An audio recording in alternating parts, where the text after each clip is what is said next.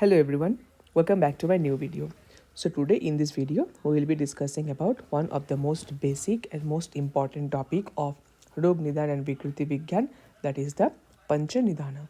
Now if we break the word Panchanidana, it is made up of actually two words. First is the Pancha or five, and next is the Nidana, means if we look into the Panchanidana, then Nidan is the one that is coming first, and also there are five measures of knowing the disease, and hence it is known as the Panchanidan due to its number and also the principle of the Nidan. So coming to the introduction, so in Madhav Nidan, it has been mentioned in the verse that Nidanang Purva Rupanyu Upashayas Tatha Sampraptis Cheti Vigyanang Roganang Panchada Smritam. So let's break this slok. The first word, that is the Nidana, is what that is the first word. Nidan is the first component among the Panchanidan, that is first. Next we have the Purva Rupani, that is Purva Roop, is the second component. Next we have Rupanya Upashayastata. Here there is Sandhi here, that is the Roop is one word, another one is the Upashay and Tatha. That is why due to the Sandhi, Saw is coming here and so does the No. So thus in our third we have the Roop, and in fourth we have the Upashaya. And at last but not the least we have the Sampraptis Cheti Vigyanam, means Samprapti, that is the fifth number. So if we look it closely, now what is Panchanidan? As I have just mentioned, that it is the five basic principles of knowing about the disease, or the five most important diagnostic tools. So let us understand this in details. Firstly, Nidan. In Madhav Nidan, it has been mentioned in the first chapter as Seti Kartavyata ko Roga Utpadak Hetu Nidanam, or else it means that they are the causative factors or the disease producing agent and the factors. And also in Charak Samhita Nidan Sthan, first chapter, it has been said as Tatra Nidanam Karanam Ityuktam Agreho. So basically Nidan is nothing but basically the causative agent or the causative factor that is responsible for the production of a disease. So we can understand it with the help of an example. If we look into this slide, as mentioned, now this is a slok that has been taken from the context of Raj Yakshma. So it has been clearly mentioned that if you look into the slok, it has been mentioned as Vegado Dhata Khayas Cha Eva Sahasad Vishama Shanad Tri Dosha Jaite Yakshma Gada Hetu Chatushtiyam. So if we break into these syllables, that is the Vegado Dhata. Vegado Dhat means Veg Avarod, that is the suppression of the natural urges.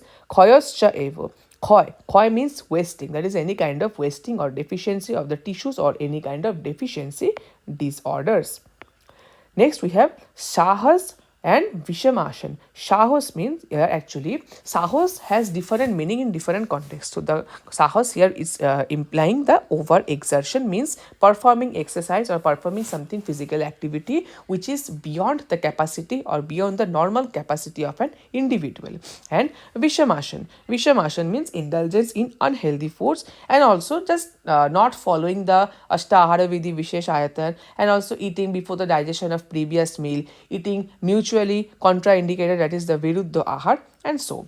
So Acharya Madhavkar has mentioned that these four factors, that is the Veg Avarod, Khoy, Sahash and Vishamashan, are responsible for the vitiation of the three doshas, which later causes Rajyakshma. That is a three dosha jaite yakshma gado hetu chatushtiyam. Gado means poison and hetu chatushtiyam. It is also known as, these four factors are also known as chatushtiyam.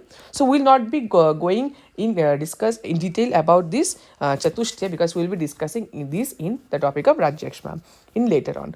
So thus it has been mentioned that clearly that there are four factors that are responsible for the for causing or Rajyakshma to occur, that is suppression of natural urges, Veg Avarod, Khoy, that is loss or deficiency disorder, Sahas, that is overexertion, and Vishamashan means the indulgence of unhealthy food or any kind of unhealthy eating practices. So these four will produce the disease Yakshma or Rajyakshma, and which is caused by all the three doshas together. So we can see that these four factors are causing the disease. Thus these four are the Nidan. So that is what has been mentioned, that is Nidan seti kartavya देखो rogo utpadak means rog utpadak, the one which causes the disease.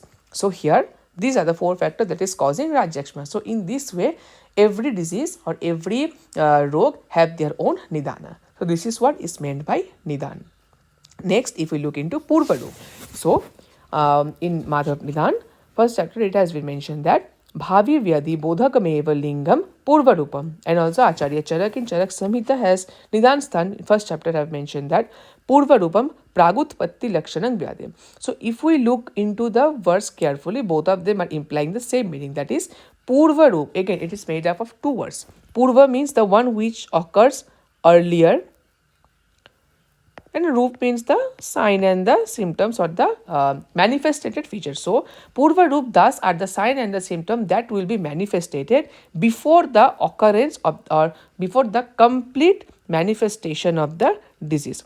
It has to be mentioned that Purva Roop only occurs before the complete manifestation of the diseases. The we will be understanding this even more detail when we will be discussing the relation between the Shat Kriyakal and the Panchanidana. So as of now, just remember that Purva Roop are the cardinal sign and symptom that occurs just before the occurrence of the actual disease. It has to be kept in mind. And why is this important? Because again, Purva Roop is one of the beauty of Ayurveda. That is, you are already knowing the sign and symptom before the occurrence of a disease. Every disease have their own Purvarup. So in this way, you can actually, by knowing into the features, you will be understanding that whether it is a Roop or Purvarup or not. And if it is in Purvarup stage, then you can definitely suggest the various measures for Chikitsa purpose. And as well it is said that Nidana Parivarjanam is the best Chikitsa. So you can definitely do two things. That is, first, you can identify the disease in a very proper manner, in a very appropriate manner, and secondly, you can select the appropriate treatment. Thus, Purvarup is very much important. So, if we look into the example, for example, I have taken the example of Purvarup in case of Prameha. In Madhav Nidan, it has been said that in 33rd chapter, that is Danta Adinang Maladhya Pragru Rupang Pani Padayo Dahas Chikannata Dehe Trit Shwada Asyam Cha Jaitem. So if we break these syllables, firstly, Danta Adinang Mala Adhyam means accumulation of dirt on the teeth. Mal means dirt and Dant Adi means the teeth and others. There will be accumulation of dirt on teeth. Pragru Rupang means Purvarup. Pani Padayo Daho. And Shikannata means the entire syllabus. It is meaning that burning sensation of the palm and sole. Pani and Pada. Then Dehe Trit, that is stickiness of the skin. And it has been mentioned that Shikannata Dehe. So stickiness of the skin, and Trit meaning thirst. And Swadu Asya, it is again made up of two words, Swadu and Asya, that is the sweet taste in mouth. So thus, this symptom, that is the accumulation of dirt on teeth, that is Danta Adinang Mala Adhya, burning sensation of palm and sole, that is Pani Padayo Daho, and Shikannata Dehe, that is stickiness of skin, Trit, that is thirst, and Shwadu Asya, that is sweet taste in mouth. These all the feature are manifested in Prameho, but one thing to be mentioned very important, that these are manifested before the actual occurrence of Prameho. Because if we look into the proper roop or the proper symptom of Prameho, then it has been clearly mentioned as Prabhuta Avil Mutrata. That is the actual roop in case of Prameho. But these are the Purva Roop of Prameho. That is, if you see this kind of features in patient, then you can definitely create a conclusion that this patient might be suffering from Prameho. So this is what we need by Purva Roop. That is, they are the sign and symptom that occurs before the occurrence of the disease. You should not should not get confused between the Purva Roop and Roop. Next come the actual thing, that is the Roop, which in modern terminology we can understand as the sign and the symptoms in normal language. So again, if we look into the verses, Acharya Madhav in Madhav Nidan has mentioned that Utpanna Vyadhi Bodhakam Eva Lingam Rupam. And also Acharya Charak in Nidan Sthan, first chapter, has mentioned that Pradur Mula Lakshanam Punarlingam. So basically they are the sign and a symptom that occurs when a particular disease occurs or takes place completely. Here there is complete manifestation of the sign and symptoms of the particular disease. Now I just mentioned there is only a simple difference between Roop and Purvaroop. In Purvaroop, the sign and Purvaroop are the sign and symptom that occurs before the occurrence of the disease, but in case of Roop, here the main important part is that there is complete manifestation of the disease. Means if you are seeing the symptom that is identifying or relating to the Roop, then you need to conclude that the patient is surely suffering from these diseases. So if we look into the example, I have taken the example again from Rajyakshma. It has been mentioned that Angsha Parsha Abhitapascha Santapaha Kara Padayoho Jwaraha Sarva Angasyeti Lakshanang Rajyakshmana. In Charak Chamita Chikitsastan 8th chapter, it has been mentioned. So the roop or the features that you will be seeing if a patient is suffering from Rajyakshma or not, that is Angsha Parsha Abhitapascha. That is, firstly, the Angsha Parsha, discomfort or pain in the shoulders, and Abhitap means feeling of warm region. And also Shantap means the feeling of warm region, and Angsha Parsha Abhitap means discomfort, pain in the shoulder and flanks. And Padayo also in the hands and feet as well. Next we have Jwar, that is fever all over the body. Jwara Sarva Angashriti, that is Jwar Sarva Anga, that is fever all over the body. And Lakshanang Raj Yakshmana. Thus, Acharya Charak is saying that these are the features that are the Lakshan of Rajyakshma. That means if these features are found, then the patient is surely to be suffering from Rajyakshma. That is Angsha Parsha Avitapash, that is discomfort in the shoulders and flank. Shantapa Kadapadayo, that is the burning sensation in the hands and feet. And Jwara Sarva Angashriti means there will be jwar and also a fever all over the body. So these are the symptom that has been or that can be felt in patient of Rajyakshma. Here, if these symptoms are found, then the one can be assured that the patient is suffering from Rajyakshma. So this is what is meant by Roop. Whereas Purvaroop is the one that will be occurring before the occurrence of the disease, and Roop occurs when the disease there is complete manifestation. Next, we have Upashay. So, if you look into the verse, it has been said that Upashay punar hetu vyadi viparitanang viparita artha karinang cha aushadha ahara viharanam upayoga sukha anubandha.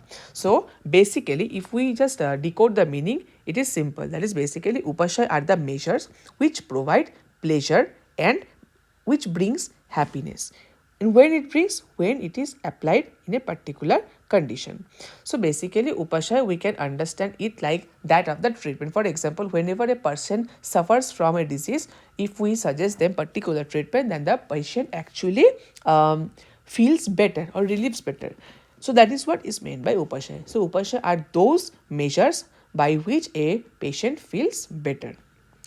That is why, again, Upasha is of 18 types. Now, why do we need this 18 types? Why do we need Upasha? Because again, Upasha has its own feature in case of diagnosing the disease. So how? For example, if you take the condition of Amvat. So Amvat is a condition that can be correlated with that of rheumatism. Now again, it can be I always use the term correlated. Amvat is not directly, we cannot say directly as rheumatism, we can just correlate it. It can be thought of. You should always think it like that. Amvat can be correlated with that of rheumatism. So what happens is that in any kind of Vatic disorder, Snehan is generally useful. Snehan by any kind of oil. But what happens is Amvat is that if you perform Snehan in Amvat, the pain and the condition actually aggravates very much. So for example, if a patient suffering from, let's say, pain in both the knees, and if you are suggesting him some oil for the massage or application. So, if upon the application of the oil, if the pain subsides, then we can think it as of Sandhivat, or which can be thought like that of osteoarthritis, can be thought of, not directly, and if the pain increases, then we can think it of as Amvat. So in this way, Upashay also helps in actually identifying, or most importantly, to create a clear diagnosis or give a clear-cut idea about the disease. So basically, Upashay is very useful in the differential diagnosis in certain disease condition where the symptoms are nearly the same. So performing such measures which brings happiness will be upashay, and if it does not, so it will be anupashay. So thus anupashay is nothing but those measures which brings dukh. That is meant by anupashay. I will make a separate short regarding anupashay. Again, upashay is of 18 types. So the 18 types are hetu viparit, vyadi viparit, and ubhay viparit. Now both these three have again is classified as hetu viparit aushad, hetu viparit anna, and hetu viparit ahar. Similarly, we have vyadi viparit aushad, vyadi viparit anna, vyadi viparit ahar, and so does so and so we have the ubhay viparit, and so hetu viparita arthakari, vyadi viparita arthakari, and ubhay viparita arthakari. So I will be explaining all the 18 types of upashay in another video. Otherwise, this video will be very much long. Next, we have the samprapti. So if we look into the slok, it has been mentioned as यथा दुष्टेन दुषेनो यथा च अनुविसर्प निर्वृत्तिर आमसस्य असो संप्राप्ति जातिर agatihi. Ashtanga Hridaya Nidasan, first chapter, it has been mentioned. So basically it has been mentioned that samprapti means nothing, or it indicates the total pathogenesis of the disease. Starting from the nidan to the complete disease manifestation is known by disease. So basically samprapti, we can understand it actually samprapti gives us a clear cut picture of the when the disease or the nidan. Actually, let's make a diagram. Firstly, there is nidan. Now, this nidan is entering in the body, and after entering the body, it is creating certain kind of doshik imbalance. And one, there is doshik imbalance, and also the dhatus and the agni, mal, and the rest of them, shrotas, all are vitiated. It will create certain purvarup, and also first a purvarup is created, then there is roop, and so and so. So the complete picture about the pathogenesis, that is starting from the causative factor till the occurrence of the disease or till its curable and non-curability, is known with the help of samprapti. So if we look into the example, I have taken the example again from Rajyakshma, it has been mentioned that kapha pradhana doshestu ruddeshu rasa vartamsu ati vavina vapi khine ritasya anantaraha khiyant dhatavah sarve tat shushayati manavah. So basically it has been mentioned that firstly, the first line, that is kapha pradhana doshestu ruddheshu rasa vartamshu. Now actually ruddheshu means any kind of obstruction. So obstruction is caused by what? The kapha pradhana dosh. The kaph dosh, kaph and the other doshas causes obstruction in the ras, that is the rasa vaha shrotas. And also ati vayavina means excessive sexual exercises, or va api khine ritasya anantara, due to excessive sexual exercises. What happens that there is actually pratilom. In Rajyakshma, you can see there are two types of khai, that is pratilom khai and anulom khai. I am not going into details into all of that because we will be discussing all of them in details in the video of Rajyakshma. Just understand it as of now that in ati vayava, in excessive sexual desire, there is also losing of the tissues, as a result of which there is loss of sumen, and also subsequently the dhatus are lost. And thus what happens is that ki ante dhatava sarveta shushayati manava. Since the shukra dhatu is lost, we all know that about the Sapta Dhatu, the Rash, Rakta, Mamsa, Med, Asti, Majja, Shukra. What is happening is that firstly the Shukra is getting depleted. So there is reverse order of the degeneration. That is the Shukra is getting Khai. So if the Shukra is getting Khai, the Majja Dhatu will also get Khai. And similarly, the Med Dhatu will also be getting Khai, and so and so. That is the Asti and everything starting from Mamsa, Rakta, Ras, everything will be getting Khai. That is, there will be diminution of those tissues. So thus the intake of the Nidan, that is the Ati Vayavena, that is the excessive sexual exercise, or the Kapha Pradhana doshestu, they are entering in our body and are creating certain doshik imbalance, or it can be anything, dosh, dhatu, mal, or anything imbalance, and it causes the degeneration or the diminution of the tissues. This is the total samprapti or pathogenesis of Rajyakshma in very brief. Actually, it is more bigger. I am just explaining it in a very shortcut manner in order to make it short.